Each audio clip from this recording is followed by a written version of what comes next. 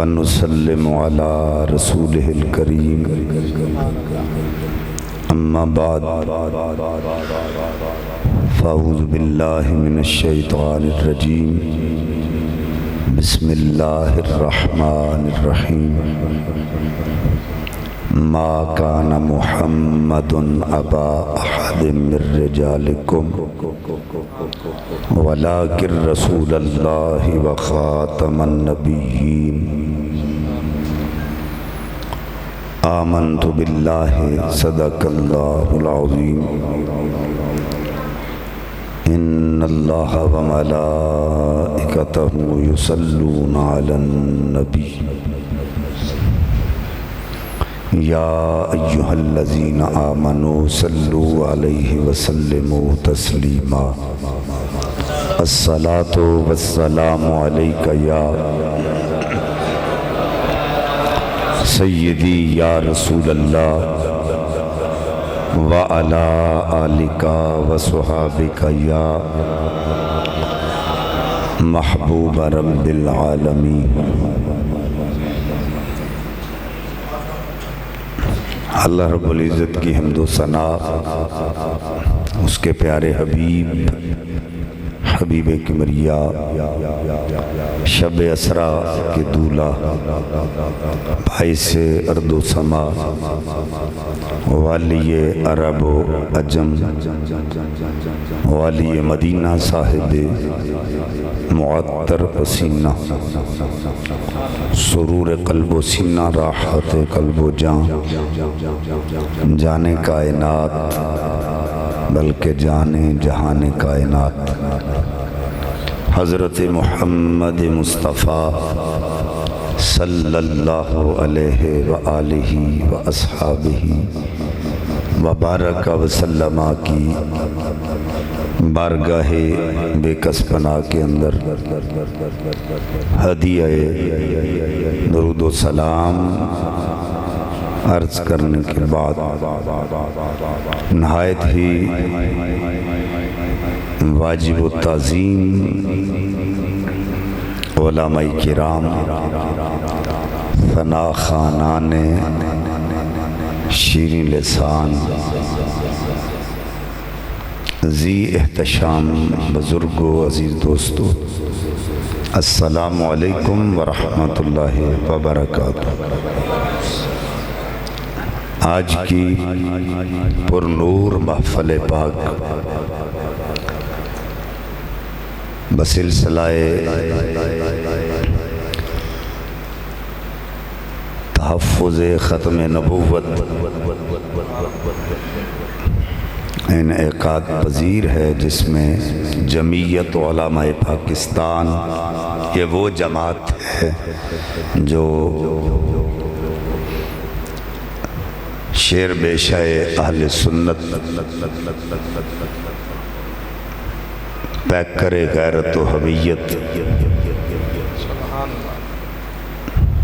پیر طریقت رہبر شریعت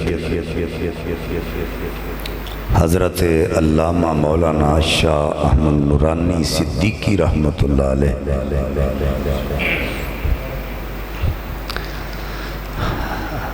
آپ اس جماعت کے بانی تھے اور آج بھی ہیں۔ جو اللہ کے ولی ہوتے ہیں وہ مرتے نہیں، زندہ ہوتے ہیں، اور آج بھی ہم سب ان کی سربراہی میں یہ سارے کام کر رہے ہیں،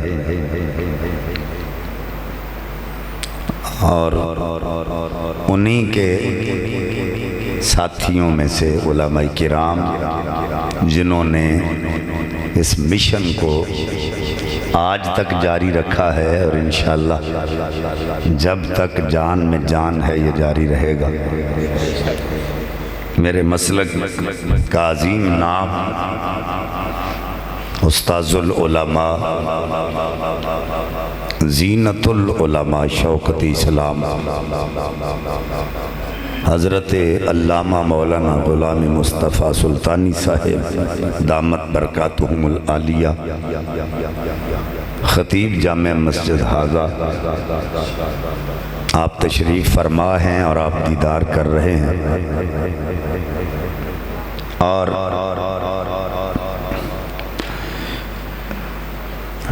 جمعیت علماء پاکستان کے ضلعی جنرل سیکرٹری حضرت علامہ مولانا خلیل احمد نقشبندی صاحب مدد اللہ العالی آپ بھی تشریف فرما ہیں، اور ڈپٹی سیکرٹری جناب صاحبزادہ محمد مدثر حسین بٹو صاحب آپ بھی تشریف فرما ہیں، اور تصور الحق نقشبندی قادری صاحب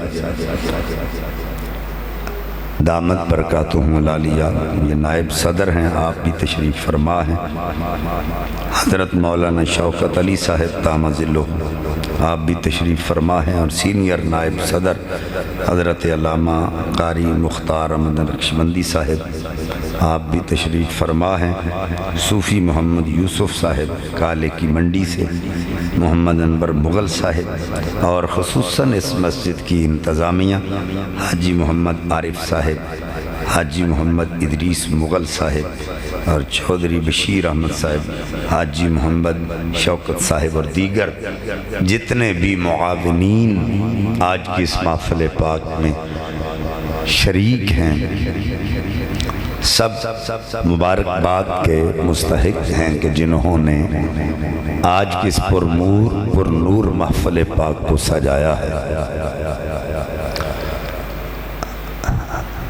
میں نے قرآن مجید فرقان حمید کی مشہور آیا کریمہ کا کچھ حصہ آپ حضرات کے سامنے تلاوت کیا ہے،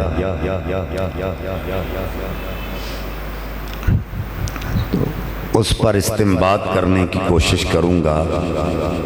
میں دعا کرتا ہوں رب قدوس مجھے حق کہنے کی، ہم سب کو سن کر سنا کر اس پر عمل کی توفیق عطا فرمائے۔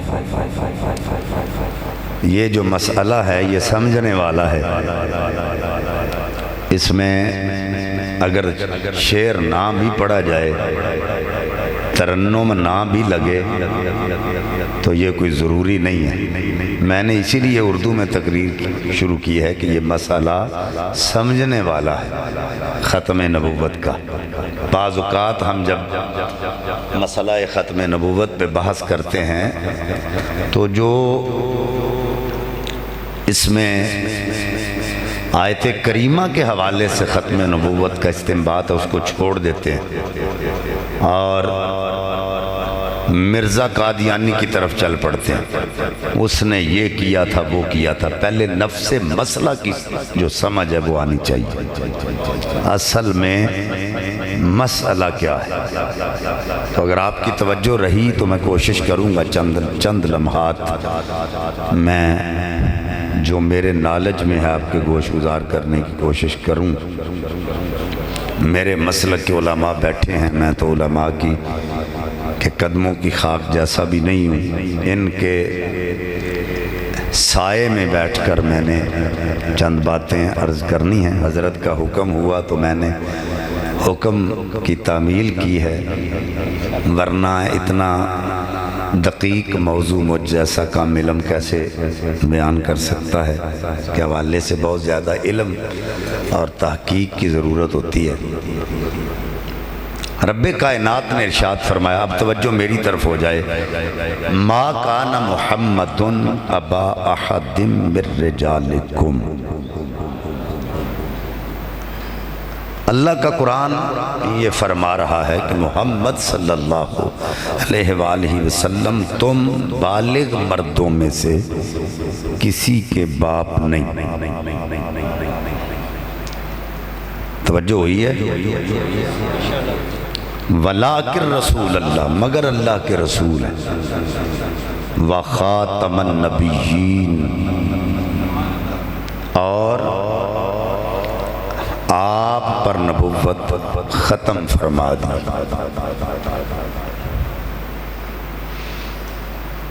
سب سے پہلی بات تو یہ ہے کہ رب کائنات نے جو یہ فرمایا ہے ما کان محمد ابا احد من رجالکم، محمد صلی اللہ علیہ وآلہ وسلم تم مردوں میں سے، بالغ مردوں میں سے کسی کے باپ نہیں۔ یہاں پہ رب کائنات نے نبی پاک صلی اللہ علیہ وسلم کی ابوت کی نفی کی ہے۔ ابوت کس کو کہتے ہیں؟ باپ ہونا۔ اب بار بار اگر ابوت کا لفظ آئے گا تو آپ کو سمجھ آ جائے گی۔ ابوت کہتے ہیں باپ کا ہونا۔ یہ جو باپ والی صفت ہے اس کو ابوت کہتے ہیں۔ یہاں پہ رب کائنات نے حضور کے لیے ابوت کی نفی فرمائی ہے کہ بالغ مردوں میں سے کسی کے باپ نہیں۔ اور نفی کیوں فرمائی ہے کہ جو بیٹا ہوتا ہے ابنیت میں، اب لفظ ابنیت اس کا معنی ہے بیٹا ہونا۔ اب ابوت اور ابنیت کا لفظ جب بھی آئے گا آپ کو سمجھ آ جائے گی۔ لفظ ابوت کا آئے گا تو پتہ چلے گا باپ کا ذکر ہو رہا ہے، ابنیت کا لفظ آئے گا تو پتہ چلے گا بیٹے کا ذکر ہو رہا ہے۔ ابوت کی نفی اس لیے فرمائی ہے کہ جو بیٹا ہوتا ہے وہ تین حوالے سے اپنے باپ کے مشابہ ہوگا، اس کا کنیکشن اس کے ساتھ ہوگا۔ ایک ہے جزئیت، ایک ہے شراکت اور ایک ہے وراثت۔ سمجھ آ گئی آپ کو؟ پہلی کیا ہے؟ جزئیت۔ ابنیت میں بیٹا باپ کا جز ہوتا ہے۔ مثلا اگر کوئی چاہے یا نہ چاہے بیٹا جز ہو کے رہے گا۔ مثلا وہ شکل و صورت کے حوالے سے باپ سے اس کی شکل ملتی ہوگی، اگر شکل نہ ملے تو کوئی نہ کوئی عادت ملتی ہوگی۔ میری بات کی سمجھ آ رہی ہے آپ کو؟ یعنی جزئیت میں باپ کے مشابہ ہوگا، جز پایا جائے گا، وہ باپ کا جز ہے۔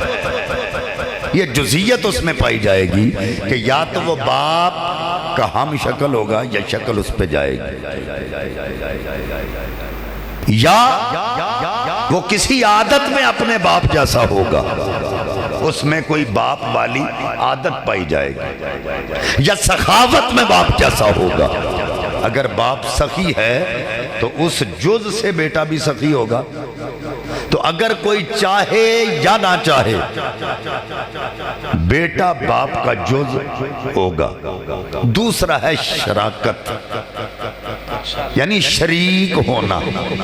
عمومی طور پہ آپ دیکھتے ہیں کہ بیٹا بڑا ہو جائے تو باپ کا بوجھ اپنے کندھوں پہ اٹھا لیتا ہے۔ یہ ہے شراکت، شریک کار ہونا۔ پہلا تھا جزئیت میں باپ پہ جانا، مشابہ ہونا، اور دوسرا ہے شراکت میں یا تو باپ کا بوجھ بیٹا اٹھاتا ہے، اور اس میں دو باتیں ہیں۔ اگر جزئیت خیر کی ہوگی، اگر شراکت خیر کی ہوگی تو وہ شراکت نیک طرف جائے گی، بچہ نیک ہوگا تو باپ کی لوگ تعریف کریں گے، اور اگر شراکت جو ہے وہ غلط ہوگی تو وہ اس کا برعکس ہو جائے گا، باپ کے مخالف اس کی شراکت چلی جائے گی۔ یہ فن تعبیر میں جب کوئی خواب کی تعبیر کسی سے پوچھیں تو خواب میں اگر کسی کو بیٹا نظر آئے تو فن تعبیر میں بیٹے کو شریک سمجھا جائے گا۔ اس کی تعبیر بتانے والے یہ کہیں گے کہ اگر آپ نے بیٹے کو خواب میں دیکھا ہے تو پھر اس سے مراد یہ ہے کہ کوئی شریک ہے، کیونکہ باپ کے مد مقابل بیٹا ہی ہوتا ہے، باپ کا بوجھ بیٹا ہی اٹھاتا ہے، تو یہ شراکت میں بھی باپ کی طرف اس کی نسبت ہوگی۔ اور تیسری ہے وراثت، جو باپ کا ہے وہ بیٹے میں منتقل ہوا اور پھر وہ آگے نسلوں تک چلتا رہا۔ اب یہ تین چیزیں میں نے آپ کو بتائی ہیں، جزئیت، شراکت اور وراثت۔ یہ تین چیزیں ہیں جو ابنیت میں پائی جائیں گی، بیٹے میں پائی جائیں گی۔ اب رب کائنات نے کہا ما کان محمد ابا احد من رجالکم، محمد صلی اللہ علیہ وسلم تم بالغ مردوں میں سے کسی کے باپ نہیں۔ یہاں پہ رسول اللہ کی ابوت کی نفی کی ہے رب کائنات نے۔ اور یہاں پہ ایک بات اور بتا دوں کہ اللہ رب العزت نے اپنی ابوت کی بھی نفی فرمائی ہے۔ آپ سبحان اللہ کہیں گے تو میرا دل کرے گا میں تو کہوں گا۔ اصل باتیں یہ ہیں سبحان اللہ کہنے والی۔ اللہ رب العزت نے اپنے باپ ہونے کی بھی نفی فرمائی۔ ایک تو یہ ہے نا قل هو اللہ احد اللہ الصمد لم یلد ولم یولد، یہاں پہ ابوت کی بھی نفی فرما دی اور ابنیت کی بھی نفی فرما دی۔ یہ توحید میں کمال درجے کا ایک نقطہ ہے کہ رب کائنات نے ابوت کی اپنی ابوت کی بھی نفی کی ہے اور ابنیت کی بھی نفی کر دی۔ لیکن ایک اور مقام پہ رب کائنات نے اپنی ابوت کی نفی کی ہے۔ کان للرحمن ولد فانا اول العابدین، کان للرحمن ولد، حضور فرما رہے ہیں کہ اگر اللہ کا کوئی بیٹا ہوتا تو سب سے پہلے اس کی عبادت میں کرتا۔ تو جو ہے اگر اللہ کا کوئی بیٹا ہوتا تو سب سے پہلے اس کی عبادت میں کرتا۔ یہ نہیں کہا لو کان ولد لو کان للرحمن ولد فیکون الہ، یہ نہیں کہا کہ اگر اللہ کا کوئی بیٹا ہوتا تو وہ اللہ ہوتا، یہ نہیں کہا کہ لو کان للرحمن ولد فیکون الہ، اگر اللہ کا کوئی بیٹا ہوتا تو وہ رب ہوتا، الہ ہوتا، یہ نہیں کہا۔ کیا کہا؟ کان للرحمن ولد فانا اول العابدین، اگر کوئی بیٹا ہوتا تو سب سے پہلے اس کی عبادت میں کرتا۔ یعنی یہاں پہ اس بات کی بھی نفی ہو گئی، جو حضرت عیسیٰ کو اللہ کا بیٹا کہتے ہیں، حضرت ادریس کو کہتے ہیں، حضرت صالح کو کہتے ہیں، حضور نے فرمایا احمقو، اللہ کا کوئی بیٹا ہوتا تو پہلے عبادت اس کی میں کرتا۔ اس کی وجہ کیا ہے؟ یہ کہنے کی ضرورت نہیں کہ اللہ کا کوئی بیٹا ہوتا تو وہ الہ ہوتا۔ جب اللہ کا بیٹا ہوتا تو اس کی عبادت میں اس لیے کرتا کہ وہ الہ تو ضرور ہوتا کہ اللہ کا بیٹا ہے۔ تو یہ کہنے کی ضرورت نہیں کہ اللہ کا بیٹا بھی اللہ ہوتا، تو فرما دیا اس کی عبادت میں کرتا، چاہے وہ جزوی اعتبار سے اللہ کے کی طرف اس کی نسبت ہوتی یا شراکت کے اعتبار سے ہوتی یا وراثت کے اعتبار سے ہوتی۔ بیٹا ہوتا اس جیسا رب تو نہ ہوتا لیکن کم درجے کا ہی صحیح، لیکن رب ضرور ہوتا۔ جو اللہ کا بیٹا ہے اس کی مخالفت تو وہ کر نہیں سکتا کیونکہ اس کا بیٹا ہے، تو اگر ہوتا تو سب سے پہلے اس کی عبادت میں کرتا۔ اب یہاں مسئلہ سمجھنے کا ہے، یہاں پہ رب کائنات نے اپنے الہ ہونے، اپنے ابوت کا انکار اس لیے کیا ہے کہ جو اللہ ہونے میں شریک بنے، جو اللہ کے الہ ہونے میں شریک بنے، اللہ نے فرمایا میں کسی کا باپ نہیں، اور حضور نے فرما دیا اگر اس کا کوئی بیٹا ہوتا۔ یہاں پہ رب کائنات نے اپنی ابوت کی نفی کر کے جو الوہیت میں شرک کا باعث بنتی ہے بات، اس کو ختم کر دیا ہے، اور اس آیت میں نبی پاک کی ابوت کی نفی کر کے جو نبوت میں شرک کرے اس کو ختم کر دیا۔ جو نبوت میں شریک کار بنے،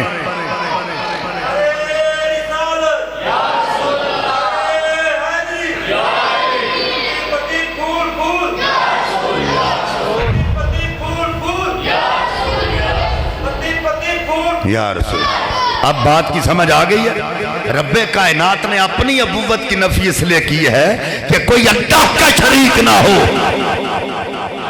اس کی الوہیت میں کوئی شریک نہ بنے، اور مصطفیٰ کی ابوت کی نفی اس لیے کی ہے کہ کوئی نبی ہونے میں نبی کا شریک نہ ہو۔ سمجھ آ گئی یہ بات کی؟ آپ اس میں فرمایا، توجہ کریں، ما کان محمد ابا احد من رجالکم، محمد صلی اللہ علیہ وسلم تم بالغ مردوں میں سے کسی کے باپ نہیں۔ اب یہاں یہ بات ذہن میں رکھیں، انبیاء علیہ السلام یہ دعا مانگتے رہے۔ حضرت زکریا علیہ السلام نے دعا مانگی ہے، رب حب لی من لدنک ولیہ یرثنی و یرث من آل یعقوب واجعلہ رب ردیہ، اللہ مجھے بیٹا عطا فرما اور وہ بیٹا میرا اور آل یعقوب کا وارث ہو، یعنی جو میرے پاس نبوت ہے اس کا بھی وارث ہو، اور یہ نبوت یہاں رکے نا، آل یعقوب کا بھی وارث ہو تو نبوت آگے چلتی رہے۔ تو نبی یہ دعا کرتے رہے اللہ بیٹا عطا فرما، تو قرآن پاک کو اٹھا کے دیکھیں، نبیوں کے بیٹے بھی نبی اور ان کے پوتے بھی آگے نبی ہیں۔ توجہ ہے آپ کی؟ تو انبیاء تو یہ دعا مانگتے رہے، اور یہاں پہ میں مثال دینا چاہتا ہوں کہ نبی پاک صلی اللہ علیہ وسلم کی ابوت کی نفی اس لیے کر دی ہے کہ تم بالغ مردوں میں سے کسی کے باپ نہیں۔ اگر حضور کا کوئی بالغ بیٹا ہوتا، بات کو سمجھنا ہے آپ نے، اگر نبی پاک صلی اللہ علیہ وسلم کا کوئی بالغ بیٹا ہوتا، یہاں اس طرف جو انبیاء ہیں ان کے بارے میں نے آپ کو بتا دیا ہے، وہ دعا کرتے رہے اللہ یہ نبوت جاری رہے،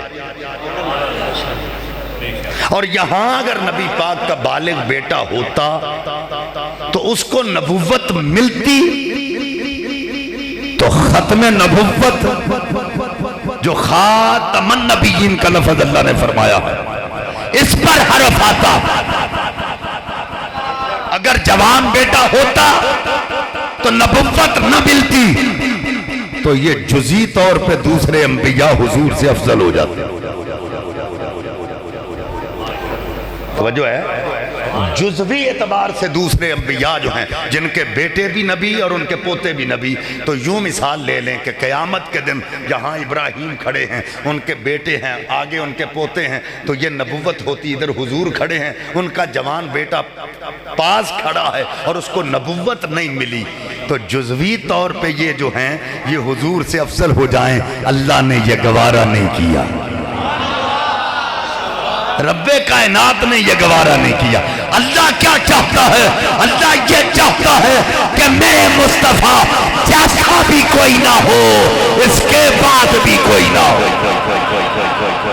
اللہ اکبر، اللہ کیا چاہتا ہے؟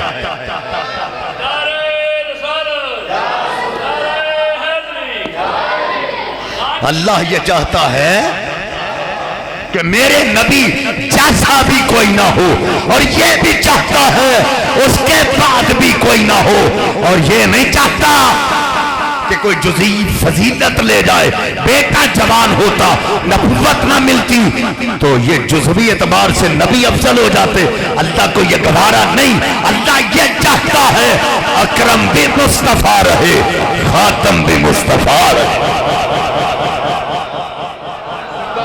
اللہ یہ چاہتا ہے اکرم بھی میرا مصطفیٰ رہے اور خاتم بھی میرا مصطفیٰ رہے۔ اور پھر فرمایا وَلَٰكِن رسول اللہ،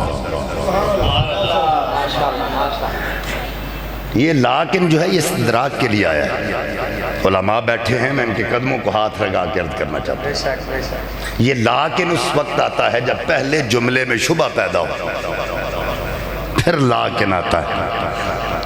اب یہ بات تو واضح ہے، ما کان محمد ابا احد من رجالکم برسول اللہ کہہ دیتے، محمد صلی اللہ علیہ وسلم تم بالغ مردوں میں سے کسی کے باپ نہیں اور اللہ کے رسول ہیں، تو یہاں پہ لیکن کا آنا بنتا نہیں تھا، لیکن لیکن کا لفظ اللہ نے استعمال اس لیے فرمایا کہ اس پہلی آیت کے حصے میں شبہ پیدا ہو گیا کہ اگر وہ کسی بالغ مرد کے باپ نہیں تو جو نبوت والی شفقت پدری ہوتی ہے امت پر، کیا وہ بھی نہیں؟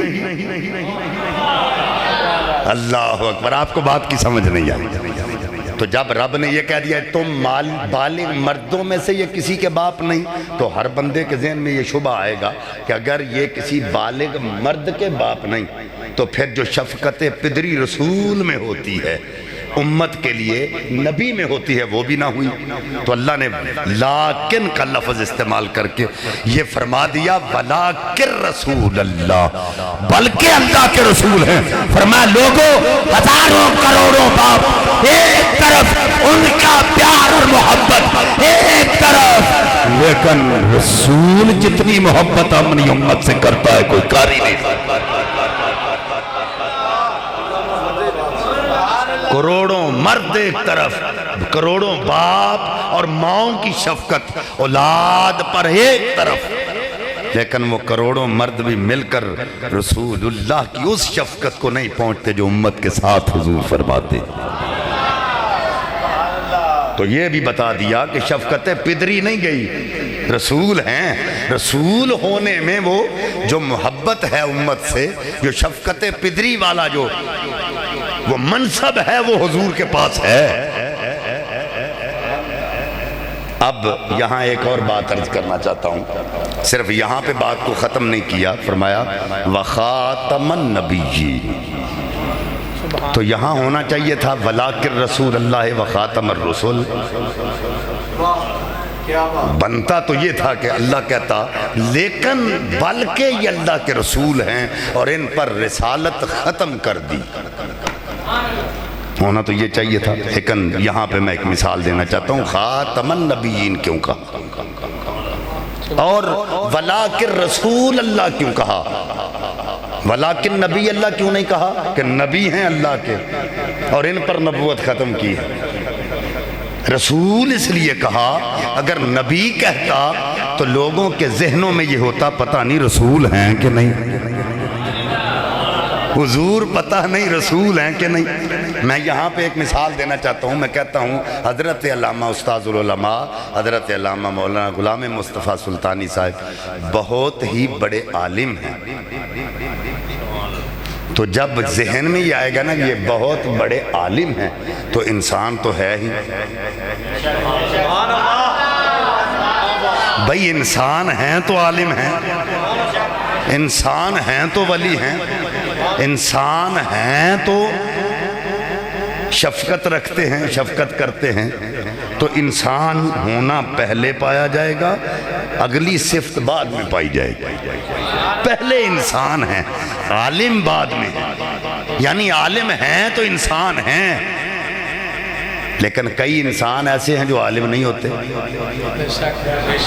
سمجھ نہیں ہے آپ، یہ عالم ہیں، ان میں انسان کا ہونا پایا جا رہا ہے، کیونکہ انسان ہیں تو عالم ہیں، لیکن ہر انسان جو ہے وہ عالم نہیں ہوتا، یہ عالم ہیں تو انسان بھی ہیں، لیکن ہر انسان عالم نہیں ہوتا۔ اسی طرح جو رسول ہوتا ہے وہ نبی ضرور ہوتا ہے، لیکن یہ ضروری نہیں کہ نبی بھی رسول ہو۔ رسول وہ ہوتا ہے جو نبی ضرور ہوتا ہے، لیکن ہر نبی رسول نہیں ہوتا۔ نبی کون ہے؟ نبی وہ ہے جس سے اللہ نے ایک مرتبہ بات کی ہو، بالواسطہ یا بلا واسطہ، نبی وہ ہے۔ یا جیسے اتنا ہی کہہ دے اللہ او فلاں، وہ نبی ہو گیا۔ آپ کو سمجھ نہیں آئی میری بات؟ اللہ کسی کو اتنا کہہ دے او فلاں، یا خود کہہ دے یا جبریل کو بھیج کے کہہ دے او فلاں، تو وہ نبی ہو گیا۔ یہاں میں ایک بات محبت کی عرض کرنے لگا ہوں، اللہ جس کو بلا لے وہ نبی ہو گیا، مصطفیٰ حالت ایمان میں پاس بٹھا لے تو صحابی ہو گیا.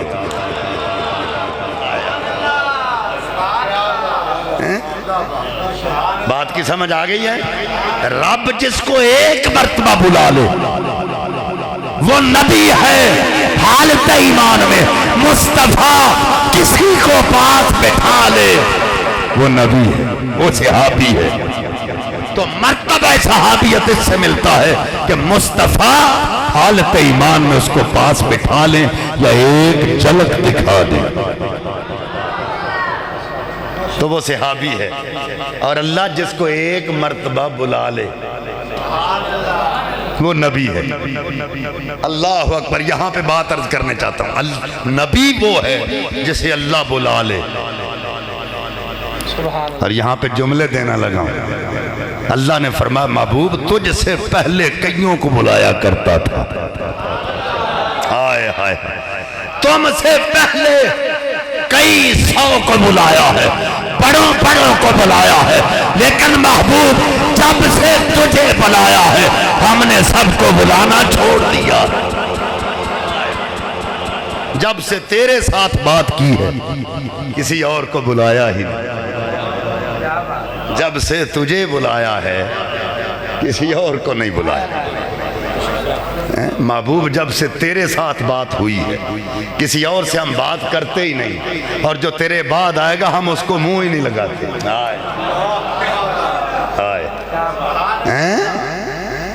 جو تیرے بعد آئے گا ہم اسے منہ ہی نہیں لگاتے. وہ بدبخت آتا رہے ہم اس کو منہ ہی نہیں لگاتے. تو فرمایا وَلَٰكِن رسول اللہ وَخَاتَمَ النَّبِيِّينَ، مگر اللہ کے رسول ہیں اور ان پر نبوت ختم ہے. یہاں خاتم النبیین بھی پڑھ سکتے ہیں، خاتم النبیین بھی پڑھ سکتے ہیں. اب یہاں پہ خاتم اور خاتم یہ دونوں لفظ پڑھے جا سکتے ہیں. خاتم اس میں اعلیٰ ہے اور خاتم اس میں فاعل ہے. آپ کی طرف آپ توجہ میری طرف رکھیں، آپ کو بات سمجھاتا ہوں. اگر کچھ لوگ یہ کہتے ہیں جی پھر آپ خاتم کیوں نہیں کہتے، تو ہم کہتے ہیں آپ کو پریشانی ہوگی اگر خاتم کہیں گے. اگر یہ کہیں گے خاتم النبیین تو پھر یہ ہوگا نبی پاک خود نبوت کو ختم کرنے والے ہیں. پھر پریشانی ہوگی ان کو. نہیں سمجھ آئی آپ کہ رسول اللہ خود نبوت کو ختم کر رہے ہیں. رسول اللہ نے نبوت کو ختم کیا. پھر ان کو پریشانی لگ جائے گی کہ یہ کیا کہہ دیا. تو پھر یہ رکھو خاتم النبیین، تو اس کا مطلب یہ ہے ان کے ذریعے نبوت کو ختم کیا گیا. حضور کے ذریعے اللہ نے نبوت کو ختم کیا ہے. اب قرآن پاک کی بہت ساری آیات ایسی ہیں جس میں ختم نبوت کا ذکر، تقریباً 100 سے زائد آیات کریمہ ایسی ہیں جس میں ختم نبوت کا اللہ نے ذکر کیا ہے، اور 150 سے اوپر احادیث ہیں جن میں ختم نبوت کا ذکر ہوا.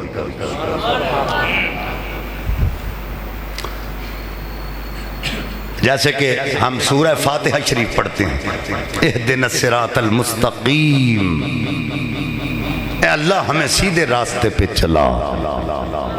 یا عمومی طور پہ کچھ نے ترجمہ یوں بھی کیا ہے سیدھا راستہ دکھا. تو اعلیٰ حضرت امام اہل سنت نے تو یہاں پہ یہی لکھا ہے سیدھے راستے پہ چلا. تو مریدوں نے یہ سوال کیا حضور جنہوں نے یہ ترجمہ کیا ہے سیدھا راستہ دکھا اور آپ نے ترجمہ کیا ہے سیدھے راستے پہ چلا، اس میں ڈیفرنس کیا ہے، فرق کیا ہے؟ آپ نے فرمایا جنہوں نے یہ ترجمہ کیا ہے سیدھا راستہ دکھا انہوں نے ابھی راستہ دیکھا ہی نہیں ہے.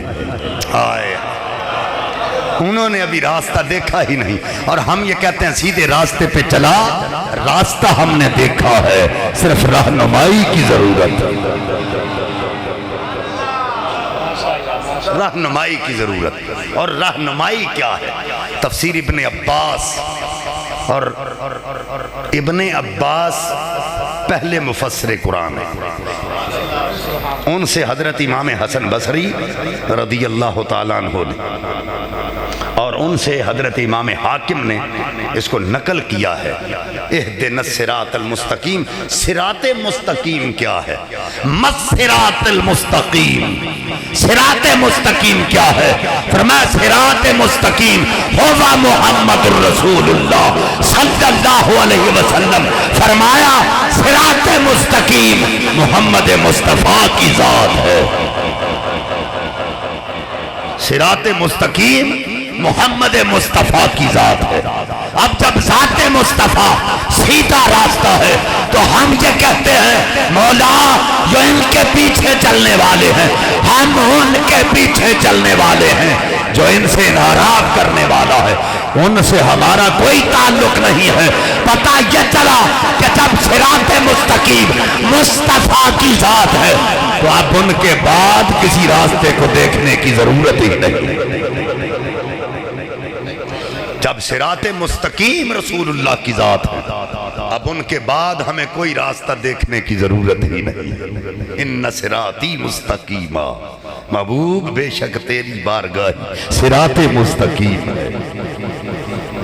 تو جب رسول اللہ ہی صراط مستقیم ہے تو ان کے بعد اگر کوئی کہے ہاں جو ان کے راستے پر چل کے آیا ہے ان کے پیچھے چلنا تو ضروری ہے، تو جو ان سے منحرف ہو کے آئے گا ہمارا اس کے ساتھ کوئی تعلق ہی نہیں۔ جو مخالفت کر کے آئے گا ہمارا اس کے ساتھ کوئی تعلق ہی نہیں۔ اسی لیے تو بعد لوگ یہ کہتے ہیں کہ نبی جو آیا ہے تو وہ کیا کون سی نئی شریعت لے کے آیا؟ کوئی نئی شریعت تو لے کے نہیں آیا کہ اللہ نے شریعت دے کے بھیجا ہو۔ تو جس طرح توجہ کریں، جس طرح اللہ رب العزت کے ہوتے ہوئے کوئی ذلی بروزی الہ نہیں ہو سکتا، اسی طرح رسول اللہ کے ہوتے ہوئے کوئی ذلی بروزی نبی بھی نہیں ہو سکتا۔ یہ بات آپ نے ذہن میں بٹھا لینی۔ جس طرح اس اللہ کے ہوتے ہوئے کوئی ذلی بروزی اللہ نہیں ہے، اسی طرح رسول اللہ کے ہوتے ہوئے کوئی ذلی بروزی نبی بھی نہیں ہو سکتا۔ اب صراط الذین انعمت علیہم، اس کے حوالے سے میں نے بات کی، جو راستے پر حضور کے پیچھے چل کے آئے محبوب ہم نے ان کے پیچھے تو چلنا ہے، لیکن جو منحرف ہو کر آئے، انکار کر کے آئے، جھوٹا بن کے آئے، ان کے پیچھے ہم نے نہیں چلنا۔ فرمایا ان کے پیچھے کیوں چلنا ہے؟ جب رسول اللہ کی ذات ہی سیدھا راستہ ہے تو ان کے بعد کوئی بھی جھوٹا آ جائے اس کی ہمیں کوئی ضرورت ہی نہیں۔ تو پتہ یہ چلا کہ حضور کے بعد کوئی نبی آ ہی نہیں سکتا، چاہے ذلی ہو یا بروزی ہو، کوئی آ ہی نہیں سکتا۔ اور قرآن پاک میں سورہ نساء کی آیت ہے والذین یؤمنون بما انزل الیک وما انزل من قبلک، جو کچھ رسول پر نازل ہوا اللہ نے اس کا ذکر کیا، اور جو رسول اللہ سے پہلے رسولوں پر نازل ہوا یا نبیوں پر نازل ہوا اللہ نے اس کا ذکر کیا۔ وجہ ہے میں نے قرآن پاک کی جو آیت پڑھی ہے پہلے اس پہ غور کر لیں۔ اللہ رب العزت فرما رہا ہے والذین یؤمنون بما انزل الیک من قبلک، انزل الیک وما انزل من قبلک، یعنی محبوب جو کچھ ہم نے تجھ پر نازل کیا اور جو تم سے پہلے رسولوں پر نازل کیا۔ اب رب کائنات نے رسول اللہ کا ذکر کیا اور ان سے پہلے رسولوں پر جو نازل ہوا اس کا ذکر کیا ہے، حضور کے بعد کا تو ذکر ہی نہیں ہے۔ تو جو ہے یہ نہیں کہا ما ینزل من بعدک، محبوب ان پر بھی نازل کیا جو تیرے بعد ہیں، یہ نہیں کہا۔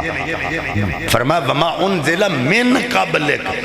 اب یہاں پہ ایک اور بات ہے، کوئی سوال یہ کر سکتا ہے کہ رسول اللہ تو آئے بعد میں، تو پہلے رسول آئے پہلے، تو جو کچھ ان پر نازل کیا تھا ان کا ذکر اللہ نے بعد میں کیا ہے، تو جو حضور آخر پہ آئے ان کا ذکر پہلے کیوں؟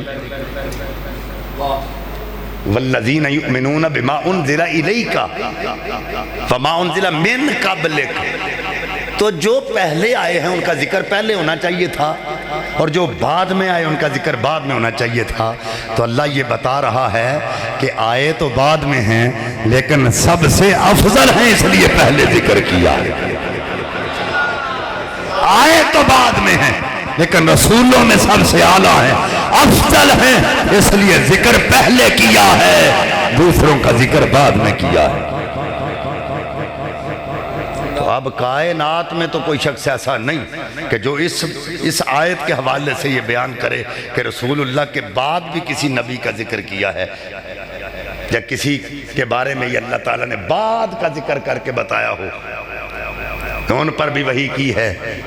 وحی جو ہے یہ اللہ کی طرف سے ہے، جو وحی کو مانے گا وہ مومن ہے، جو وحی کا انکار کرے گا وہ کافر ہے۔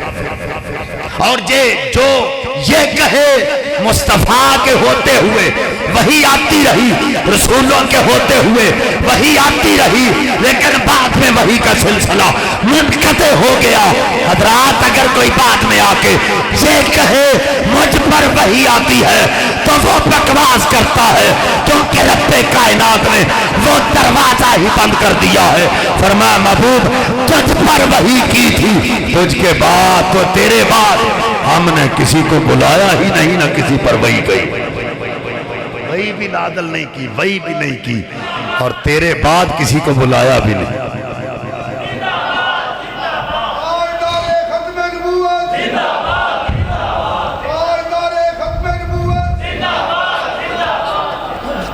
لبیک لبیک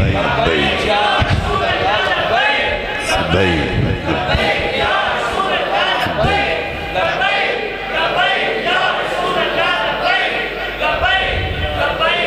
تاجدار ختم نبوت تاجدار ختم نبوت تاجدار ختم نبوت تاجدار ختم نبوت تاجدار ختم نبوت تاجدار ختم نبوت جمعیت علماء پاکستان قائد ملت اسلامیہ علامہ شاہ احمد نورانی صدیقی رحمت زندہ باد۔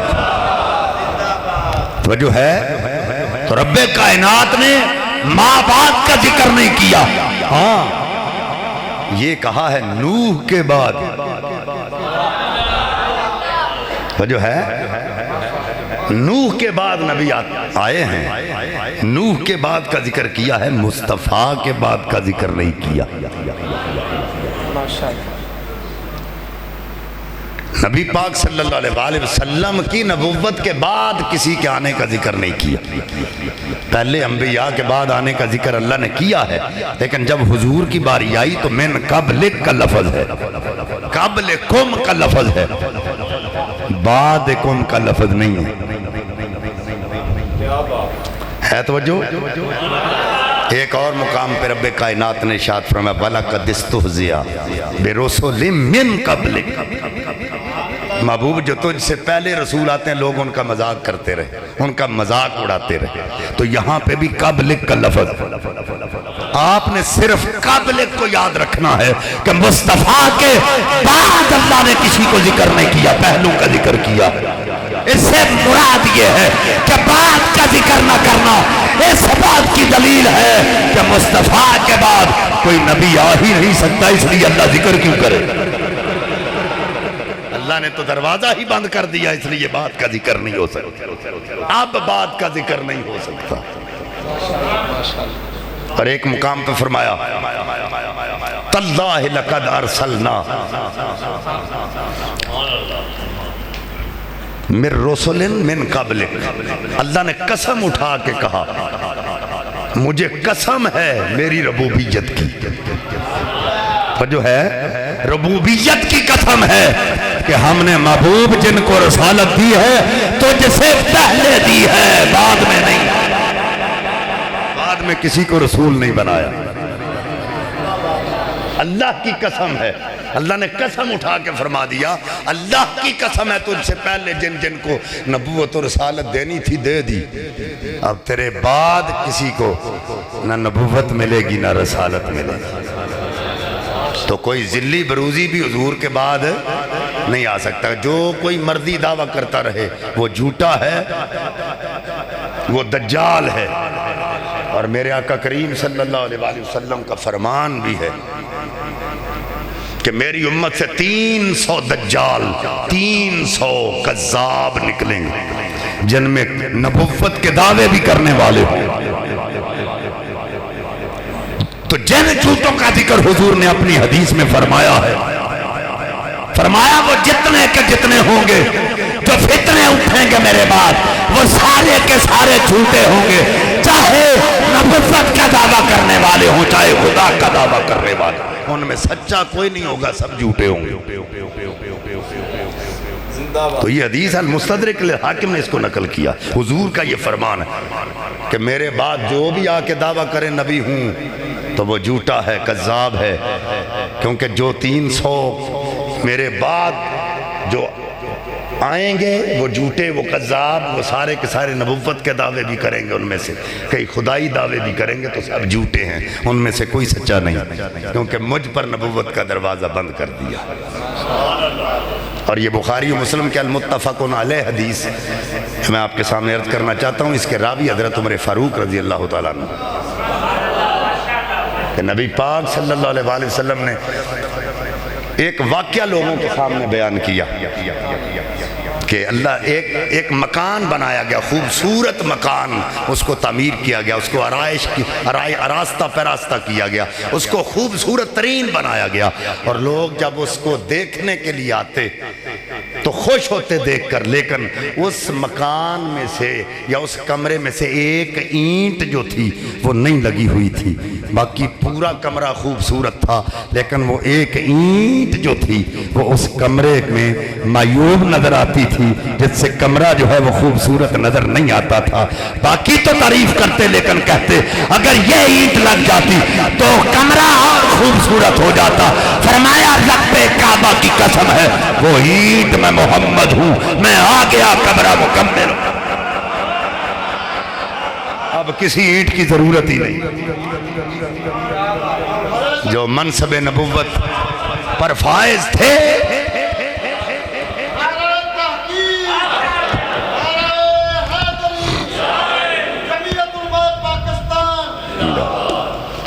اب رب کائنات نے یہ فرمایا الیوم اکملت لکم دینکم واتممت علیکم نعمتی وردیت لکم الاسلام دینا۔ فرمایا الیوم اکملت لکم دینکم، آج کے دن میں نے تم پر دین مکمل کر دیا، واتممت نعمتی علیکم نعمتی، اور تم پر اپنی نعمت کو تمام کر دیا ہے۔ اب یہاں پہ دین علیحدہ ہے، یہ واو جو ہے یہ عاطفہ ہے، الیوم اکملت لکم دینکم واتممت علیکم نعمتی، یہ جو واو ہے نا یہ عاطفہ ہے، اور اب واو عاطفہ معطوف اور معطوف علیہ کے درمیان مغایرت قائم کرتی ہے۔ دین اور ہے، نعمت اور ہے، اور نعمت کا یہاں پہ ذکر کیا ہے۔ اب آپ اس کا ترجمہ اور تفسیر سن کے تو خوش ہوں گے، اور میں دیکھوں گا کہ آپ اس جملے کو کیسے سن کے داد دیتے ہیں۔ فرمایا تم پر آج کے دن دین میں نے مکمل فرما دیا ہے، وَأَتْمَمْتُ عَلَيْكُمْ نِعْمَتِي، اور تم پر اپنی نعمت کو تمام کر دیا۔ فرمایا یہاں پہ امام محدث ابن جوزی فرماتے ہیں اَتْمَمْتُ عَلَيْكُمْ نِعْمَتِي، یہاں نعمت سے مراد نبوت ہے۔ فرمایا آج دین بھی مکمل ہو گیا اور تجھ پر نبوت بھی ختم کر دی ہے، تمام کر دی ہے۔ محبوب اب کوئی نیا دین بھی نہیں آ سکتا، نیا نبی بھی نہیں آ سکتا۔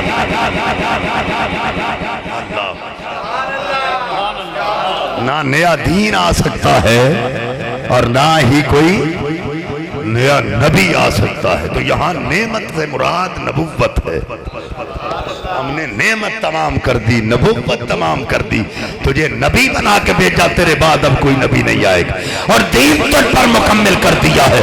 اب دین بھی نیا آنے والا نہیں ہے، اور اب نبی بھی کوئی آنے والا نہیں۔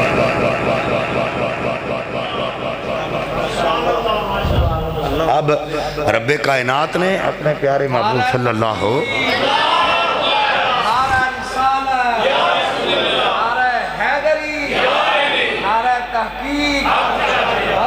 حق اہل سنت و جماعت، تاجدار ختم نبوت، تاجدار ختم نبوت، تاجدار زندہ باد جمعیت علماء پاکستان زندہ باد۔ تو جو ہے ایک اور مقام پر رب کائنات نے فرمایا یا ایھا الناس انی رسول اللہ الیکم جمیعا لہ ملک السماوات والارض۔ حضور یہ فرما رہے ہیں اس رب کا نبی ہوں جو سماوات والارض کا رب ہے۔ جو ہے میں جمیعہ کے لیے رسول بن کے آؤں، زمین و آسمان و مافیہ میں جو کچھ ہے سب کے لیے حضور رسول ہے، سب کے لیے نبی ہیں، سب کے لیے رسول بن کے آئے، اور فرمایا اس کا بھیجا ہوا ہوں جو زمین و آسمان کا مالک ہے، کائنات کا مالک ہے۔ یہاں پہ نقطہ آپ نے ایک سمجھنا ہے۔ ایک بندہ ہے وہ کہتا ہے کہ میں صرف تھائی لینڈ کا سفیر نہیں، ماشاءاللہ ماشاءاللہ، یا میں کسی ریاست کا سفیر نہیں، میں برطانیہ کا سفیر ہوں، یا میں امریکہ کا سفیر ہوں۔ اب اس کا یہ کہنا کہ میں برطانیہ کا سفیر ہوں یا امریکہ کا سفیر ہوں تو اس بات پر دلالت کرتا ہے اس کا یہ کہنا کہ وہ خود پر یہ ناز کر رہا ہے کہ میں بولوں گا تو امریکہ بولے گا۔ نہیں سمجھ آئی آپ؟ سفیر کون ہوتا ہے؟ جو اپنے ملک کی نمائندگی کرتا ہے۔ اگر وہ کہتا ہے امریکہ کا سفیر ہوں تو پھر جو وہ بولے گا سمجھو امریکہ بول رہا ہے، اگر کہے گا برطانیہ کا ہے تو جو وہ بولے گا سمجھو برطانیہ بول رہا۔ حضور فرماتے ہیں پتہ میں کس کا رسول ہوں؟ ملک السماوات والارض، جو زمین و آسمانوں کا رب ہے، میں اس کا رسول ہوں۔ فرمایا جب تک یہ رہیں گے تب تک وہ رب رہے گا، تو جس کا وہ رب ہے اس کا میں نبی ہوں، جہاں تک اس کی ربوبیت ہے وہاں تک میری رسالت ہے۔ فرمایا جب تک یہ جہاں رہے گا یا جب تک یہ زمین و آسمان ہے اس وقت تک رب ہے، اور اس وقت تک میں اس کا سفیر ہوں، میں اس کا سفیر ہوں۔ اب جو نیا نبی بننا چاہے سب سے پہلے تو اس کو مملکت نئی بنانی پڑے گی، رب دوسرا بنانا پڑے گا، کیونکہ جو رب یہ ہے اس کائنات کا اس کے رسول تو رسول اللہ ہے۔ تو فرمایا اب کوئی میرے بعد، کیونکہ یہ تو ختم ہی ہونے والی نہیں ہے، یہ قیامت تک یہ زمین و آسمان اسی طرح رہے گا، تو رب اس پوری کائنات کا مالک ہے، اس کو پیدا کرنے والا ہے، تو میں اس کا رسول ہوں، اس کا بھیجا ہوا ہوں، تو جب تک یہ رہے گی میں رہوں گا۔ آپ کو سمجھ نہیں آئی میری بات کی میں نے کیا کہا؟ جب تک یہ سلطنت رہے گی، یہ کائنات رہے گی، تب تک میں ہوں، کیونکہ اس رب کا بھیجا ہوا ہوں۔ پتہ یہ چلا یہ ختم ہی ہونے والی نہیں ہے، تو اگر کوئی نیا نبی آئے گا تو سمجھ لینا یہ جھوٹا ہے، کیونکہ اگر وہ نبی ہونے کا دعویٰ کرتا ہے تو پہلے تو کوئی رب نیا لائے گا، پھر کوئی مملکت نہیں لائے گا۔ یہاں تو سب کچھ رب کا ہے اور رسول بھی رب کے ہیں، اس کے یہ تو قیامت تک کائنات رہے گی، تو جہاں جہاں تک اس کی خدائی ہے فرمایا وہاں تک میری مصطفیٰ ہے۔ اب کوئی رسول آ ہی نہیں سکتا، کوئی نبی آ ہی نہیں سکتا، چاہے وہ ذلی ہو یا بروزی ہو، کوئی آ ہی نہیں سکتا۔ اور اگر کوئی کانا مانا آ کے اگر کوئی دعویٰ کرے تو وہ جھوٹا ہے، تو جو ہے ہاں وہ جھوٹا ہے، وہ سچا نہیں ہے، کیونکہ قرآن اس کی دلیل دے رہا ہے۔ اور قرآن پاک میں جہاں رسول اللہ کی رسالت اور بعثت کا ذکر آیا، نبوت کا ذکر آیا، اللہ رب العزت نے پہلوں کا ذکر کیا ہے، بعد کا ذکر نہیں کیا۔ اس لیے نہیں کیا کہ پتہ چل جائے کہ ہم نے رسول اللہ پر نبوت ختم کر دی، اس لیے جب خاتم النبیین کہہ دیا تو کہا نبی تو آئیں گے ہی نہیں، تو جب نبی نہیں آئیں گے تو رسول کیسے آئیں گے؟ میں نے پہلے یہ بات کی تھی کہ رسول نبی ہوتا ہے، ہر نبی رسول نہیں ہوتا.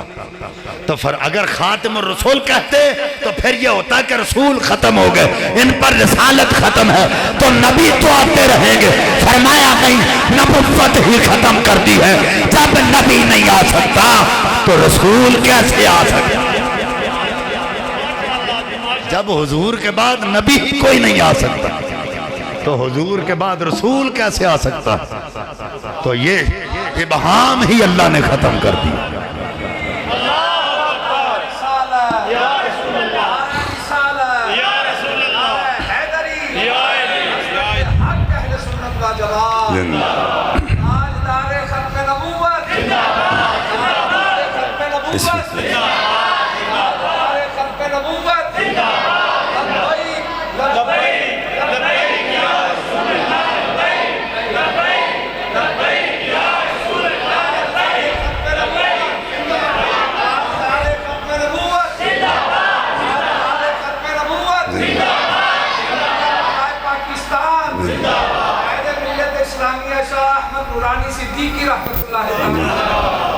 فرمایا جب نبی ہی کوئی نہیں آ سکتا تو رسول کیسے آئے گا؟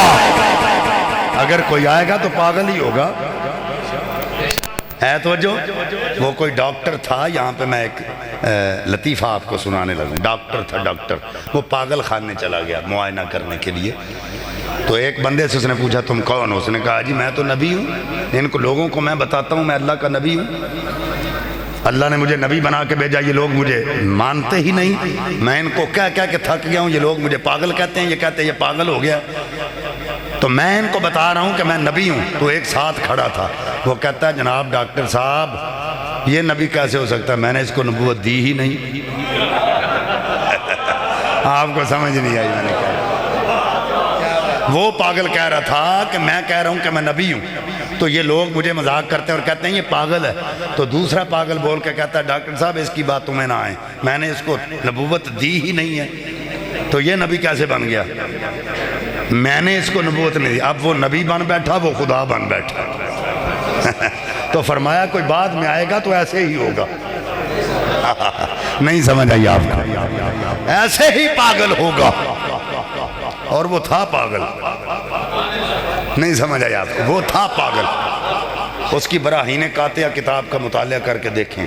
اپنی جیب میں پہلے تو وہ سارے وہ چابیاں اتنا گچھا رکھتا تھا اپنی جیب میں، اور اس کو سلسلے بول کی بیماری تھی، اور اس کا یہ لکھنا ہے اس میں کہ میں ایک رات میں 100 مرتبہ لیٹرین میں جاتا تھا، مجھے اتنی پیشاب کی بیماری تھی، پیشاب اتنا آتا تھا کہ رات میں 100 مرتبہ میں واش روم جاتا تھا، لیٹرین جاتا تھا. تو میرے ذہن میں یہ سوال پیدا ہوا کہ اگر ایک رات میں 100 مرتبہ لیٹرین جاتا ہے تو نبیوں والے کام کب کرتا رہا؟ نہیں سمجھ آئی آپ؟ تو بندے کو جس جگہ سے محبت ہو بندہ وہی جاتا ہے. تو دیکھیں پھر اس کو 100 بار اگر لیٹرین میں جاتا ہے تو موت بھی وہیں آئی، پھر اس کی موت بھی وہیں. اور جو نبی ہوتا ہے، یہ بات ذہن میں رکھنا، جو نبی ہوتا ہے وہ بے عیب ہوتا ہے. اگر نبوت ہے تو عیب نہیں، اگر عیب ہے تو نبوت نہیں. نبوت بے عیب. اب یہاں پہ کوئی بندہ آپ کو کہہ سکتا ہے کہ اگر نبوت بے عیب ہے تو حضور کا دانت مبارک جو ہے وہ شہید ہوا تھا تو عیب تو آ گیا. اب یہاں پہ ہمارے علماء اکرام حضور کا دانت اس طرح شہید کرتے ہیں کہ جیسے جناب ٹوٹ کے زمین پہ گر گیا، یعنی اس طرح بیان کرتے ہیں. ان کو پتہ ہی نہیں کہ اصل حقیقت کیا ہے. شیخ محقق نے اس کو بیان کیا، شاہ عبدالحق محدث دہلوی. آپ یہ فرماتے ہیں کہ دانت جو ہے وہ ٹوٹا نہیں تھا بلکہ اندر سے تھوڑا تھا، اور جنہوں پنجابی جو میں بھر گیا تھا، اور اس کے بھرنے سے دانت کی روشنی اور زیادہ، دانت اور زیادہ چمکدار ہو گیا، اور جو دیکھتا تھا پہلے سے زیادہ خوبصورت لگتے. اور پھر رقص تو واقعہ نہ ہوا، تو ٹوٹا نہیں تھا، کیونکہ اللہ اگر دانت شہید ہو جاتا تو پھر نقص لازم آتا، کیونکہ نبوت جہاں ہے وہاں نقص نہیں ہے. وہاں عیب نہیں ہے۔ تو رسول اللہ نے تو رب کائنات نے کوئی عیب نہیں رکھا۔ تو جو نبی کے بعد آ کر نبوت جھوٹی کا دعویٰ کرنے والا ہے اس کی تصویر کو دیکھ لو، ایک آنکھ سے کانا ہے۔ ایسے نبی نہیں ہوتے، نبی ایسے نہیں ہوتے۔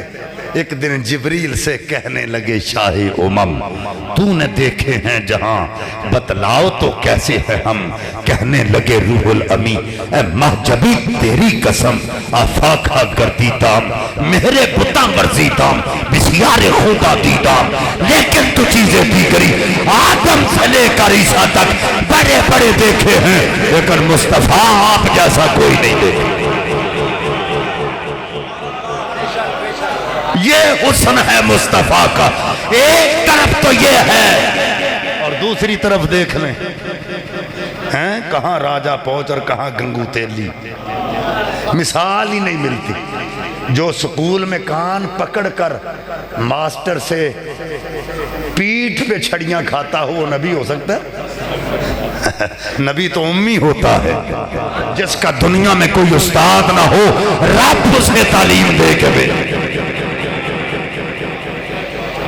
تو رسول جیسا بھی میں کہتا ہوں کہ اگر وہ دعویٰ یہ کرتا ہے تو اس میں کوئی بات بھی بتا دو کیسی ہے، رسول والی کیا ہے، کوئی ایک صفت اس کی ایسی بتا دو، کوئی جو نبیوں والی ہو اس میں۔ حضور کے سامنے تو ابو بکر آئیں تو حضور کی بارگاہ میں آئیں تو دیکھ کے کہیں آپ جیسا تو زمانے میں نے نہیں دیکھا، آپ جیسا تو حضور دیکھا ہی نہیں۔ اور اگر حسان بن ثابت حضور کی تعریف کریں تو کہیں وَأَحْسَنُ مِنْكَ لَمْ تَرَكَتْ عَيْنِي وَأَجْمَلُ مِنْكَ لَمْ تَلِدِ النِّسَاءُ خُلِقْتَ مُبَرَّأً مِنْ كُلِّ عَيْبٍ كَأَنَّكَ قَدْ خُلِقْتَ كَمَا تَشَاءُ۔ حضور میری آنکھ نے آپ جیسا حسین کبھی نہیں دیکھا، اور دیکھے بھی کیسے، آپ جیسا حسین تو کسی ماں نے جنا ہی نہیں۔ اور میرا عشق اور میری محبت یہ کہتی ہے کہ اللہ نے آپ کو ہی پوچھ پوچھ کر آپ کو ہی بنایا ہے، آپ سے ہی پوچھتا رہا اور آپ کو ہی بناتا رہا۔ میں یہاں پہ یہ بات عرض کرنا چاہتا ہوں کہ اگر پوچھا اس کو ہے تو بنایا کس کو؟ اور اگر بناتا اس کو رہا ہے تو پھر پوچھتا کس کو رہا ہے؟ جیسے جب حضور گئے وہاں تو اللہ فرما رہا ہے کعبہ قوسین او ادنا، تو اعلیٰ حضرت امام اہل سنت نے اس جہاں کی منظر کشی کی ہے، وہی ہیں اول، وہی ہیں آخر، وہی ہیں ظاہر، وہی ہیں باطن، اسی کے جلوے، اسی سے ملنے، اسی کی طرف گئے تھے۔ اگر جلوے اس کے ہیں تو گئے کہاں؟ اور گئے وہاں تو جلوے کس کے؟ پیر مہر علی نے کہا کوئی مثل نہیں دولن دی، اوہ چپ کر مہر علی، اتھا جا نہیں دولن، یا خدا جانتا ہے یا مصطفیٰ، اس کی شان خدا جانتا ہے یا مصطفیٰ جانتا ہے۔ میرے آقا کریم صلی اللہ علیہ وآلہ وسلم آپ نے یہ فرمایا انا خاتم النبیین لا نبی بعدی، مجھ پر نبوت ختم کر دی گئی، میرے بعد کوئی نبی نہیں آ سکتا، یہ حضور کا فرمان، میرے بعد کوئی نبی نہیں آ سکتا، نبوت ختم کر دی۔ اور ایک تو حدیث ہے نا کنت نبی و آدم بین الماء والتین، یہ حدیث آپ نے سنی ہے، ترمذی شریف میں ہے کہ حضور نبی پاک صلی اللہ علیہ وسلم نے فرمایا آدم علیہ السلام مٹی اور پانی کے درمیان میں تھے، تو میں اس وقت بھی نبی تھا۔ اور تفسیر ابن حبان نے جو لکھا ہے فرمایا کہ آدم علیہ السلام مٹی اور پانی کے درمیان میں تھے تو میں اس وقت خاتم النبیین لکھ دیا گیا تھا۔ جب ابھی آدم مٹی اور پانی کے درمیان میں تھے تو خاتم النبیین لکھ دیا گیا تھا، فرمایا اس وقت خاتم النبیین ہی لکھ دیا گیا۔ جب اس وقت لکھا تھا تو بعد میں کوئی آ کے دعویٰ کرے تو وہ جھوٹا ہے، کیونکہ حضور کا فرمان ہے۔ پھر حضرت آدم علیہ السلام جب اللہ رب العزت نے روح پھونکی، کہ علماء سے آپ نے سنا ہے تو آپ نے ایسے گردن کو اٹھا کے دیکھا کہ عرش کے پاؤں پہ لکھا ہوا تھا لا الہ الا اللہ محمد الرسول اللہ، اور حضرت آدم علیہ السلام نے پوچھا مولا یہ کس کا نام ہے جو تیرے نام کے ساتھ لکھا ہوا؟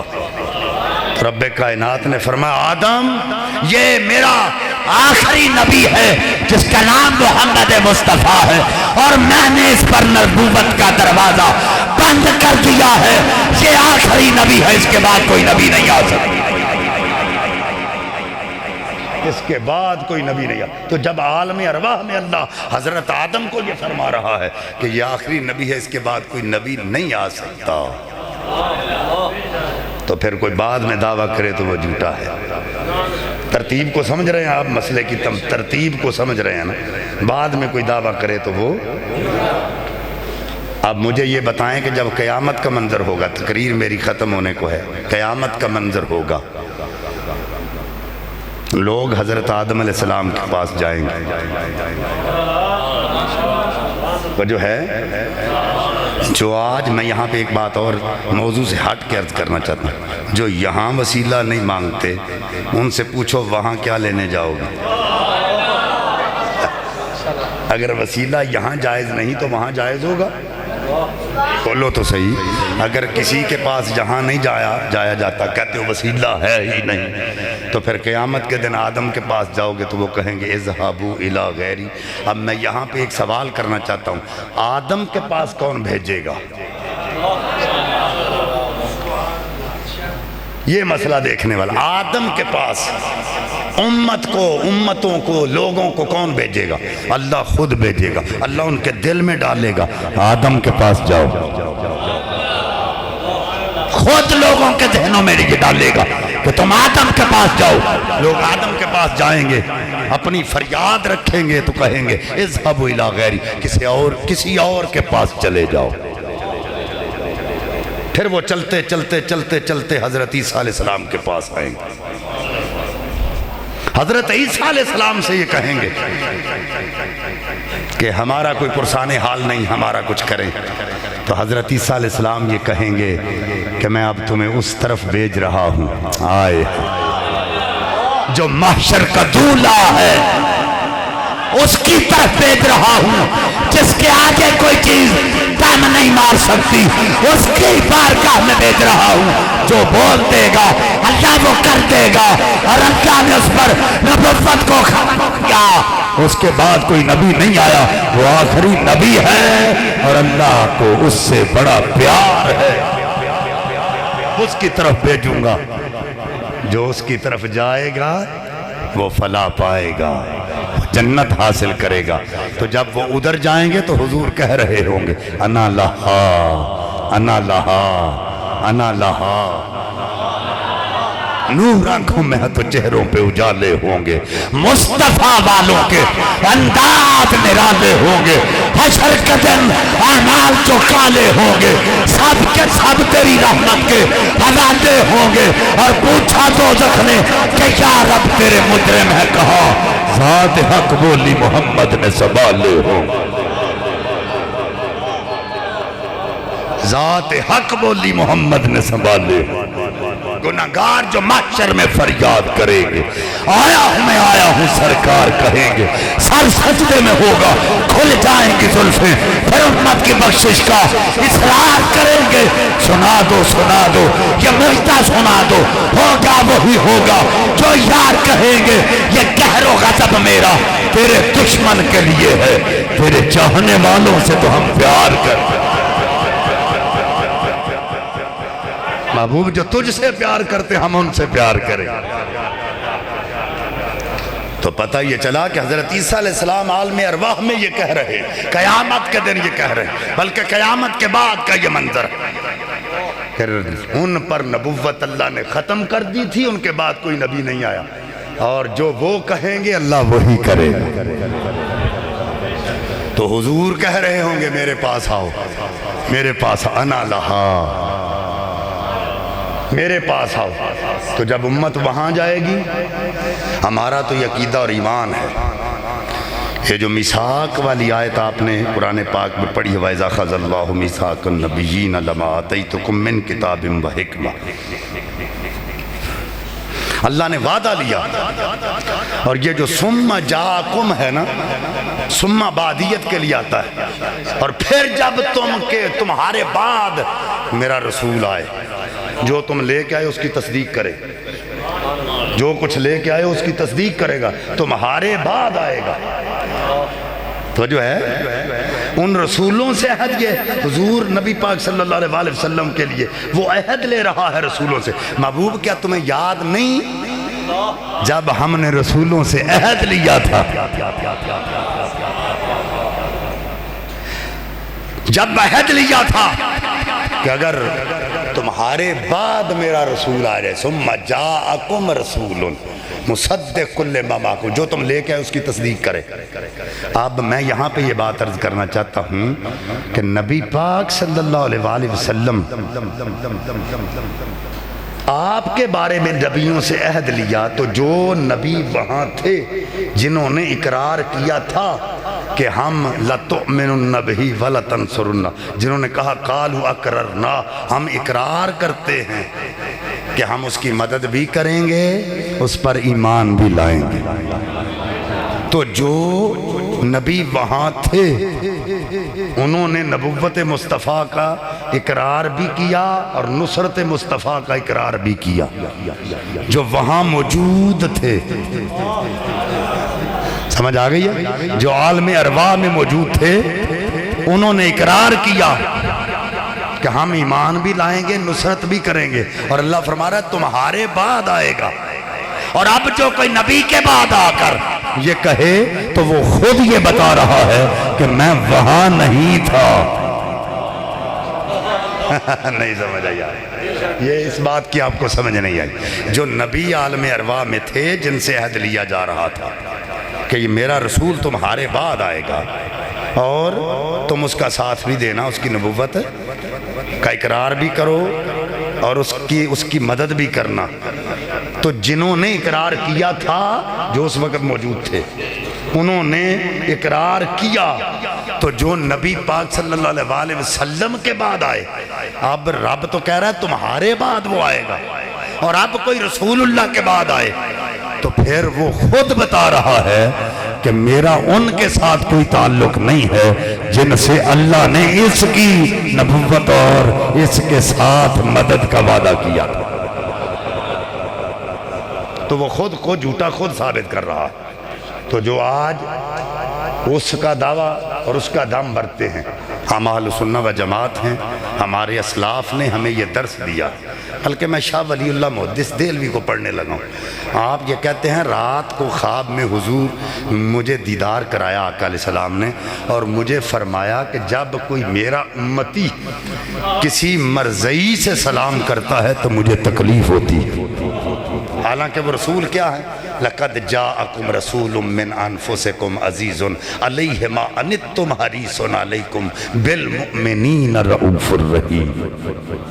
تمہیں جہاں کانٹا چبھتا ہے وہ روزہ انور میں پریشان ہو جاتے، تیری وجہ سے وہ پریشان ہوتے، امت کی وجہ سے آقا ان کی تکلیف ان پر گراں گزرتی ہے. وہ اپنے امتی کی تکلیف کو برداشت نہیں کر سکتے. تو جو تمہاری تکلیف برداشت نہیں کر سکتے، اگر تم ان کے برابر کھڑے ہونے والے کسی جھوٹے کے ساتھ والوں سے اگر سلام لیتے ہو تو حضور کہتے ہیں مجھے تکلیف ہوتی. تو میرے خیال سے تو کوئی امتی حضور کا یہ نہیں چاہے گا کہ ہم ان کے ساتھ سلام کریں یا ان کے ساتھ میل جول رکھیں. تو جو ہے ہمارا میل جول ان کے ساتھ نہیں ہونا چاہیے. ہمیں ان کی جتنی پروڈکٹ ہیں سب کا بائیکاٹ کرنا چاہیے. خصوصاً یہ شیزان کی جو بوتل ہے یہ شیزان، یہ مردیوں کی یہ ایجاد ہے، لہذا ان کے ساتھ بھی ہمارا کوئی تعلق نہیں ہے، یہ نہیں پینی۔ جو پروڈکٹ ان کی ہیں ہم ان سے دور رہیں، اور جو وہ ہیں ان کے اس کے ماننے والے ہیں، ہمارا ان کے ساتھ بھی کوئی تعلق نہیں ہونا چاہیے۔ اگر تعلق نہیں ہوگا تو پھر مصطفیٰ کا ہاتھ ہمارے پیچھے ہوگا، اور جو ختم نبوت کے لیے نکلتے ہیں سب سے پہلے جرنیل تحفظ ختم نبوت حضرت سیدنا ابو بکر صدیق رضی اللہ تعالیٰ عنہ، جنہوں نے مسلمہ کذاب کے خلاف اپنے تلوار اٹھائی، اور پھر حضرت خالد بن ولید جنہوں نے اس کو واصل جہنم کیا۔ اور پتہ ہے نبی ایسے نہیں ہوتے، جب اس کو قتل کیا تھا طلایہ نامی عورت کے ساتھ وہ زنا کر رہا تھا، جب اس کو قتل کیا۔ اور یہ بات بھی ذہن میں رکھ لیں، جب جنگ ہوئی تھی نا وہاں ایک ادھر بھی نعرہ تکبیر لگانے والے تھے اور ادھر بھی نعرہ تکبیر لگانے والے تھے۔ جو مسلمہ کذاب والے تھے وہ بھی نعرہ تکبیر کہتے تھے، اور جو رسول اللہ کے غلام تھے وہ بھی نعرہ تکبیر کہتے تھے۔ اب پتہ نہیں چل رہا تھا اپنا کون ہے اور بیگانہ کون۔ اب میں یہاں پہ بڑی خوبصورت بات کرنے لگا، ادھر بھی نعرہ تکبیر والے تھے، ادھر بھی نعرہ تکبیر والے، پتہ نہیں چل رہا تھا کہ اپنا کون ہے اور بیگانہ کون۔ اور پھر حضرت خالد بن ولید نے کہا اوہ دیکھو نعرہ تکبیر تو دونوں طرف سے لگ رہا ہے، اب نعرہ رسالت لگاؤ، پتہ چلے گا غیر کون ہے اور اپنا کون۔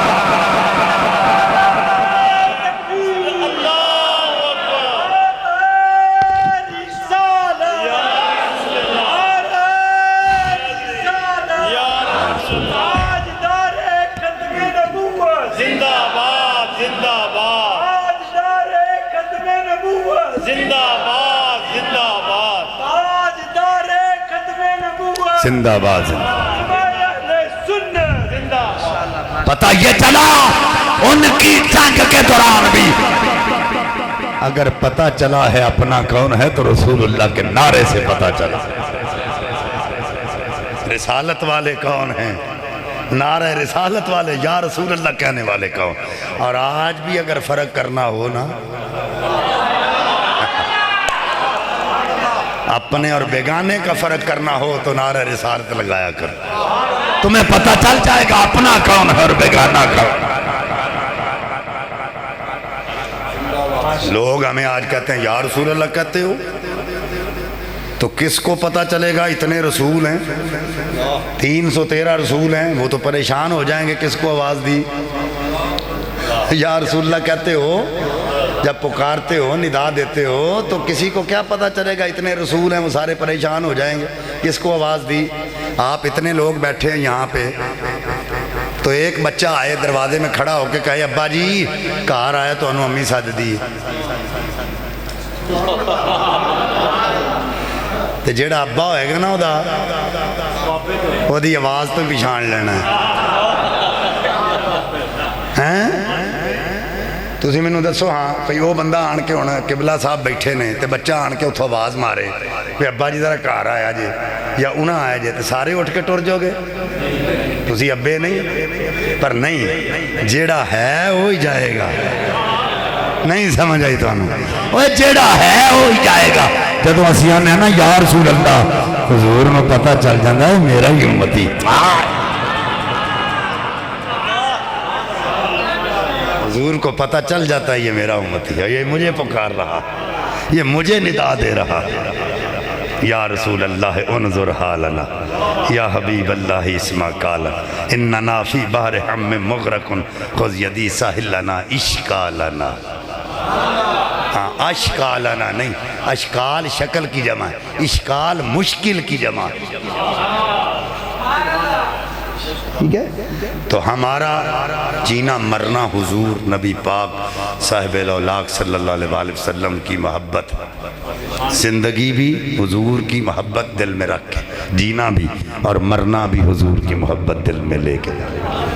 اور جو ختم نبوت پہ کام کرتا ہے یا ختم نبوت کے لیے سر پہ کفن باندھ لیتا ہے یا وہ نکلتا ہے، رب کعبہ کی قسم اٹھا کے کہتا ہوں حضور کا ہاتھ اس کی کمر کے اوپر ہوتا ہے، وہ پھر اس کو ڈرنے کی کوئی ضرورت نہیں ہے۔ یہاں پہ میں ایک جملہ دے دوں، جو رسول کے لیے مرے۔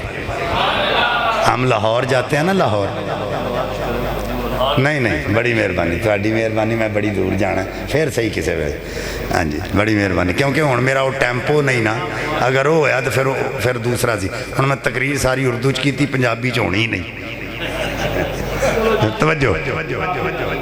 توجہ، ہم داتا صاحب جاتے ہیں، داتا صاحب آخری بات ہے پھر تقریر ختم، داتا صاحب جاتے ہیں، وہاں اللہ کی رحمتوں کا نزول ہو رہا ہے،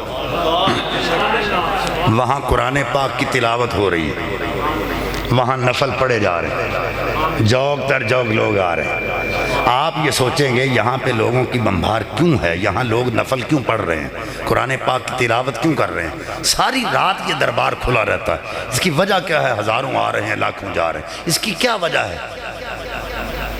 تو آپ کے ذہن میں یہ سوچ آئے گی والذین یبیتون لربہم سجدا وقیاما، یہ وہ ہستی ہیں جو ساری رات جاگ کر اللہ کو راضی کرنے کے لیے رکوع و سجود میں رہا، یہ سجدہ کرتے رہے، یہ رکوع کرتے رہے، یہ قرآن پاک کی تلاوت کرتے رہے، اور آج ان کو یہ مقام ملا ہے کہ اللہ کی رحمتوں کا نزول ہو رہا ہے، برکتیں یہاں رحمتیں برس رہی ہیں، قبور المؤمن الروضۃ من ریاض الجنہ، تو یہاں یہ قبر بقعہ نور ہے، تو جو آ رہے ہیں وہ نور حاصل کر رہے ہیں، رحمتیں حاصل کر رہے ہیں، نماز پڑھ رہے ہیں، یہاں پہ قرآن کی تلاوت ہو رہی، اور وہاں سے نکل کے ذرا میانی صاحب کی طرف جائیں تو ایک قبر آپ کو وہاں نظر آئے گی۔ جب آپ اس قبر کے قریب جائیں گے تو جو رحمت آپ کو یہاں نظر آئی تھی نا، وہ وہاں بھی نظر آئے گی، جو سجدے یہاں نظر آئے وہاں بھی نظر آئیں گے، جو تلاوتیں یہاں دیکھی وہاں بھی دیکھنے کو ملیں گی، جو رحمتیں یہاں دیکھی وہاں بھی، جو برکتیں یہاں دیکھی وہاں بھی، تو وہاں جا کے آپ یہ سوچیں گے کہ وہ تو راتوں جاگ کر اللہ کو راضی کرتے رہے، تو یہ تو نماز بھی نہیں پڑھتا تھا، وہ تہجد گزار تھے تو یہ ویسے نماز نہیں پڑھتا تھا، وہ قرآن کے حافظ اور عالم تھے تو یہ اوپر سے دیکھ کے قرآن نہیں پڑھا تھا، تو ایسی رحمتیں وہاں اور یہاں بھی کیوں؟ تو اللہ کا قرآن کہتا ہے قاتل معہ ربیون کثیر، یہ وہ ہے جو میرے مصطفیٰ کے لیے مر گیا اور میرے مصطفیٰ پر اس نے جان قربان کی ہے، تو جو مصطفیٰ پہ مر گیا اسے نمازوں کی ضرورت نہیں، ہم نے اسے ولیوں کی صف میں کھڑا کر دی، اس نے نمازیں پڑھی تھی یا نہیں پڑھی تھی، مصطفیٰ پہ مر گیا تو ہم نے اسے اولیاء کی صف میں کھڑا کر دیا، اور پھر سلطان باہو رحمت اللہ علیہ نے تو حد ہی کر دی ہے، آپ نے کہا غوث کتب سب اڑا اڑے رے عاشق جان اگیرے ہوں، جس منزل تے عشق پچاوے اتھا غوث نہ پاندے پھیرے۔ حضور کا عاشق ہوتا ہے اسے کسی چیز کا کوئی ڈر نہیں ہوتا۔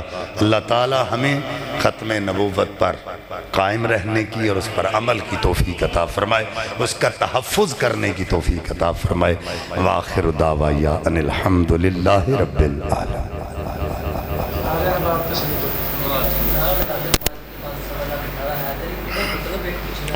ایک دوسرا جانا ہے کہ حدیث مبارکہ سنی جا رہی ہے کہ جیسے حکمران ہونے لگے ویسے امام ہوئے گی، لیکن دوسرا ایک پاس سلم کی جنازہ مبارک دا پڑھیا گیا ہے۔ بیجو پہلی گلتے ہوئے جڑا 5 نعرہ 5 تنی 1.25 لاکھ نعرہ حیدری، یہ ساڑی سنیاں دی ایجاد نہیں، یہ رافضیاں دی ایجاد ہے۔ یہ دا مطلب کی ہے، وہ یہ دا ماخذ کی لے رہے نے، وہ کہندے نے 5 تن پاک ہی نے، انہوں تو علاوہ اور کوئی شے نہیں، تے حضرت علی دا مرتبہ 1.25 لاکھ صحابہ یا 1.25 لاکھ نبیاں تو اتے ہوئے العیاذ باللہ۔ تو ہم تو حضرت علی کو حضرت عثمان سے افضل نہیں سمجھتے، تو نبیوں سے افضل کیسے سمجھتے؟ تو یہاں پہ کلہ نعرہ حیدری لا لینا چاہیے، ایڈا لمحہ جو پچھوں لے آکے لانا ہے، دنالے گناہ کھٹنا۔ کیا اچھا دوسرا سوال انہوں نے کیتا ہے جی کہ ہاں جیسے اصل جیسی رعایا ویسا حکمران، جیسا حکمران ویسی رعایا نہیں، جیسی رعایا ویسا حکمران تم پر مسلط کیا جائے گا۔ تو رعایا تو مراد ہے پہ جنج دے کام اسی کرنے ہیں نا، جنج دے عمل ساڈے نے، اسی نا دے مسلمان تے ساڈے اتے تکلیفاں دے پہاڑ اسے واسطے ہی ٹوٹے نے، اے قیامت صغرا ساڈے اتے اسے وجہ تو ہی ہیں، اے سارے اے حکمران ساڈے اتے اسے واسطے مسلط کیتے گئے نے کہ ساڈے عمل چنگے نہیں، اگر ساڈے عمل بھی اونا صحابہ کرام ورگے ہوندے تے اج ساڈا حکمران بھی عمر فاروق ورگا ہوتا۔ تو جو ہے اگلا سوال انہوں نے کیتا ہے جی جنازہ نبیوں دا جنازہ نہیں ہوندہ، اللہم اغفر لحینا و میتنا و شاہدنا و غائبنا، یہ دعا غیر نبی واسطے، مغفرت دی دعا غیر نبی واسطے وے، نبی واسطے نہیں۔ ہون اگر کوئی اے تو انہوں کہہ کے تے تو انہوں پھسلان دی کوشش کرے کہ لو جی نبی پاک دے جنازے تے ہے ہی نہیں سن، انہوں آکھو بدبختہ پہلا نبی دا جنازہ تے ثابت کر، نبی کا جنازہ نہیں ہوتا، کسی بھی نبی کا نہیں ہوتا، تو یہ تو نبیوں کے سردار ہیں۔ تو اللہم اغفر لحینا و میتنا، مغفرت کی دعا غیر نبی کے لیے ہوتی ہے، نبی کے لیے نہیں ہوتی۔ اب کہیں گے کیا ہوا تھا، صحابہ اکرام اکٹھے ہو کے چونڈ بنا کے ہوندے سن، حضور دی بارگاہ درود پڑھ دے جاندے سن تے نکل دے جاندے سن، بس یہی ہوا ہے، ٹھیک ہے، یہ ہے جنازہ، یہ ہے تجہیز و تکفین، تو اس سے آگے اور کچھ بھی نہیں۔ اللہ تعالیٰ عمل دی توفیق عطا۔